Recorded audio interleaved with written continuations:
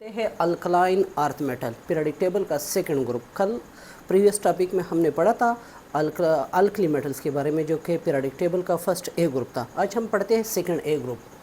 सो alkaline earth metal कौन से group में है? The elements of group 2A are called alkaline earth metal.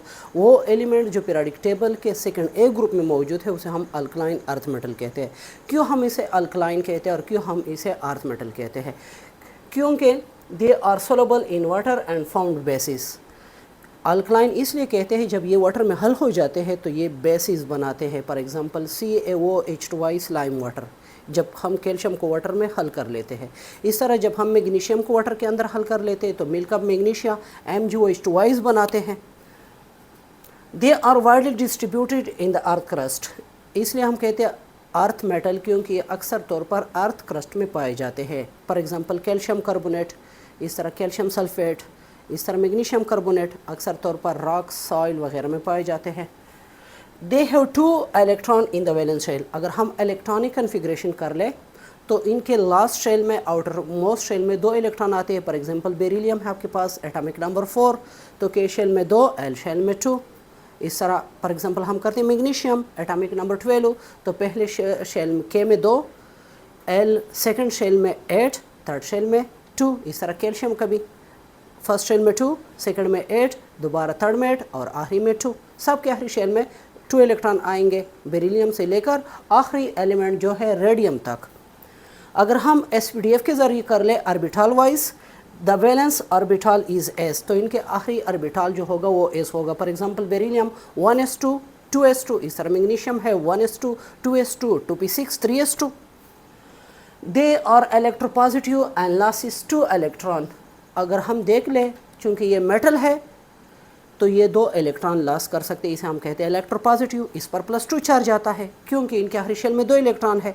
अगर हम इलेक्ट्रॉन निकालते हैं तो पहली बार हम 1 इलेक्ट्रॉन निकालते हैं थ्रू आयनाइजेशन पोटेंशियल एनर्जी, दोबारा हम दूसरा इलेक्ट्रॉन निकालते हैं तो इस पर +2 चार्ज आ जाता है cation.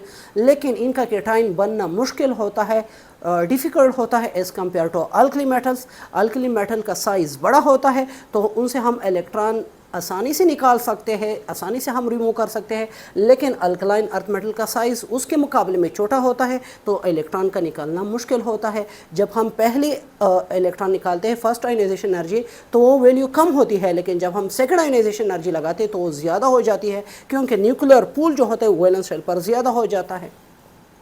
They are least electropositive than alkali metals. More ionization required than alkali metal. अगर हम आयनाइजेशन एनर्जी की कंपैरिजन कर ले फर्स्ट ए ग्रुप के साथ तो इनकी आयनाइजेशन एनर्जी ज़्यादा होती है as compare to first A group. Alkaline earth metal की ज़्यादा होती है। S orbital complete in them.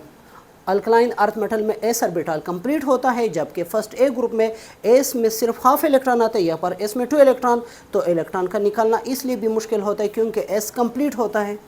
अगर हम इलेक्ट्रॉनिक कन्फिग्रेशन देख ले तो बेरिलियम का है 1s2 2s2। इस तरह इसमें कौन कौन से एलिमेंट आते हैं? तो हमारे पास एलिमेंट आते हैं beryllium, barium, radium. Atomic number का वही स्केल है, पहली बार हम ऐड करेंगे +8 बेरिलियम में तो 4 + 8 इनसे बन जाएगा 12। 12 में दोबारा हम ऐड प्लस कर रहे तो हमारे पास 20 बनता है। 20 में दोबारा हम 18 प्लस करते तो 38। 38 में दोबारा हम 18 ऐड करते तो 56। 56 में दोबारा हम 32 ऐड करते हैं तो इनसे बन जाते हैं radium 88। Down the group atomic radius increases. जब हम जाते हैं बेरिलियम से नीचे की तरफ तो इनके एटॉमिक रेडियस बढ़ता है, बार बार शेल इंक्रीज होते हैं। अगर न्यूक्लियर पूल ज़्यादा होता है लेकिन साथ में शील्डिंग इफेक्ट और एटॉमिक रेडियस बढ़ता जाता है, शेल नंबर इंक्रीज होते हैं। Ionization energy decreases down the group. जितने हम नीचे जाएंगे साइज़ बढ़ता है तो इलेक्ट्रॉन निकालना आसान होगा, तो down the group ionization potential energy decrease होती है। इस तरह अगर हम देख लें down the group, boiling point, melting point, density, metallic character ये इंक्रीज होते हैं जब हम नीचे की तरफ जाते हैं बार बार। लेकिन हमारे पास इस तरह नॉन मेटालिक कैरेक्टर है वो भी डाउन द ग्रुप डिक्रीज होते हैं। लेकिन वो प्रॉपर्टी जो इंक्रीज होते हैं वो कौन से प्रॉपर्टी हैं डाउन की तरफ?